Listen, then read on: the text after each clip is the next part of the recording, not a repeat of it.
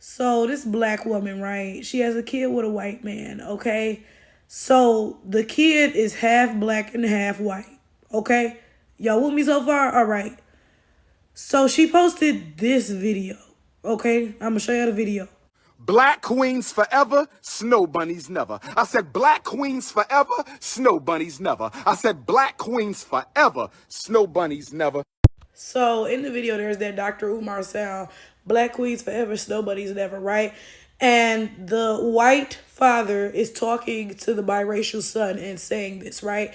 And the text over the video says, my husband making sure that our grandchildren don't have to show a picture of me to prove that they're black, right? And then the caption of the video itself says, cause I'll be damned, okay? So the black woman posted this video, right? And y'all, let me tell y'all exactly what is confusing me about this.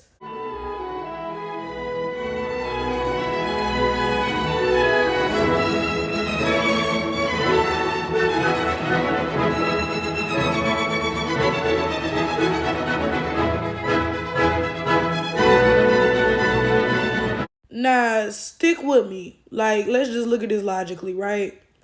Clearly, this black woman couldn't have been that worried about having black grandkids if she was willing to have a non-black child. Clearly, right? That's the first thing we should address, because these people who have non-black kids, they always be like working overtime to prove their pro-blackness. Ooh, look, I'm gonna make sure my grandkids are black. You didn't even make sure your kid was black. So, like, where's this coming from? Because that's not you, baby. Like, what's really happening here? My thing is this. What is the significance of you wanting a black grandchild? Think about it for a second, okay? And then ask yourself, if it's that damn significant, why wasn't it relevant or pertinent for you to have a black child? Because whatever you think is so important about having a black grandchild must also be important about having a black child, right? But you were willing to have a non-black child, but you got on social media acting like you all pro-black family and pro-black lineage and whatever else. If you was really about that black lineage life, your child would be black. But he not though. So like, what's really the point of this video? Then this is my next thing, right? I feel like black people hold biracial people to standards they don't even hold their damn selves to, right? So a black person will sit there and have a child with a white person, right? Like this woman did. This is a black woman who had a child with a white man, right? And then they will tell that biracial child, oh, but you can't have a child with a white person. No, I can do it, but you can't do it. Like, huh? That person is half white, right? That's a biracial person. They are half black and half white. It makes as much sense for them to date a black person as it does for them to date a white person, right? But y'all will sit there and tell biracials, oh, but you can only have black kids, though. You can only have kids with a black person. You didn't even hold your own self to that standard. So how you gonna hold a non-black person to that standard? Your black ass wouldn't even have a black kid with a black person. But you trying to tell biracials they can only have kids with black people. The math is not math. Y'all will really sit there and tell a biracial person that they can only have kids with a black person while you have kids with non-black people and create more biracials. What is the, like, what's the objective here? Somebody let me know, like, cause I'm not quite understanding what is happening here. Because again, if y'all are so pro-black and pro-black family and pro-black lineage and furthering the pro-black whatever, then why wouldn't you have black kids yourself? Like, be for real. You sat there and had non-black kids with a non-black person, but then you tell those non-black kids, oh, but you can't do that though. Even though you're not even black and my black ass did it, you can't do it though. Like, it's not making sense to me. Then this is my thing, on social media, I make these commentaries holding biracial people accountable for their confusions, right? Because their confusions are, having a negative impact on the black community. But it's like, I can't even be mad at these people, because look at what they go through. Look at how they're raised, bro. This little biracial boy is like, yo, what? Like, my black ass mama sitting here talking about black queen forever, nobody's never. But she had a kid with a white man. Can you imagine how confusing that is? Like, if I was that little boy, I'd be like, mama, how that makes sense? You telling me I can only have kids with a black woman, but you had kids with a white man though. Like, huh? How do y'all rationalize this in y'all heads? Y'all really be like, yeah, I had a non-black kid with a non-black person, but black queens forever, nobody's never. Yeah, my kid can only have kids with black people though.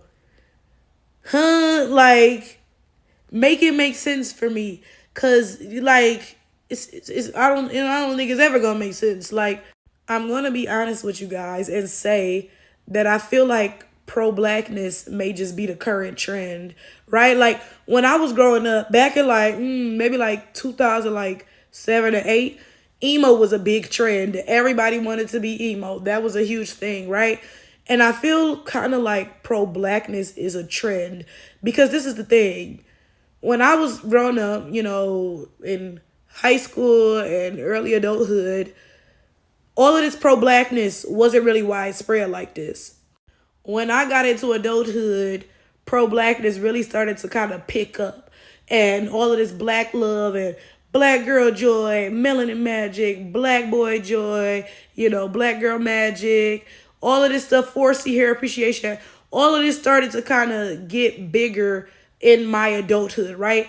And nowadays, we have more black people embracing this stuff, allegedly, right? But I really do feel like a lot of people are just joining the most recent trend. And I also feel like a lot of people have the exact same attitudes as they always had, but now it's not as politically correct to vocalize them, so they just be quiet about it. There was this one guy, right? Now, mind you, this dude wasn't even light skinned, if I remember correctly. He was more like a brown skin color. Honestly, like a flat brown, okay? So this dude, mind you, he was an unambiguous black man, right? He was so colorist that like it was concerning. Now, mind you, I only knew him on the internet. I didn't know him in real life, right? But it's like his colorism, it was like a white person in the KKK talk about a black person. Like, his colorism was scary. I'm not even joking. Like, it was really like, I gotta watch my back around you. You know what I'm saying? Like, that shit was scary, okay? And I'm sharing that for a reason. Now, yeah, sure, people change. Maybe he changed. Maybe he's, a whole different man now, right? But something in me really doubts it. And maybe he did. But I really doubt that every person who was colorist like that, for example, really made, a turnaround, okay? And I'm saying this because nowadays in 2024, there's been a bit of a social shift. Stuff like that is not regarded as politically correct anymore, right? But I don't think for one second that people are not still thinking and feeling the same things. I think people are just pretending that they're not because of the most recent pro-black trend. I said all that to say this. A lot of folks are acting pro-black. Like, this woman posted, oh yeah, like, I want to make sure my grandkids don't have to show pictures of me, so-and-so. So if you cared that much about that, you would have had a black kid, right? So clearly you don't really care about that, right?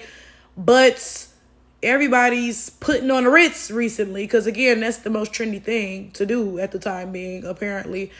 And I'm just pointing it out because it's like, y'all have these very perverted relationships with pro-blackness. You talking about you so pro-black that your kids ain't even black. Like, and I'm supposed to take that seriously? Y'all need to meditate or something. Like, y'all need to like really have a conversation with yourselves, because something is not adding up.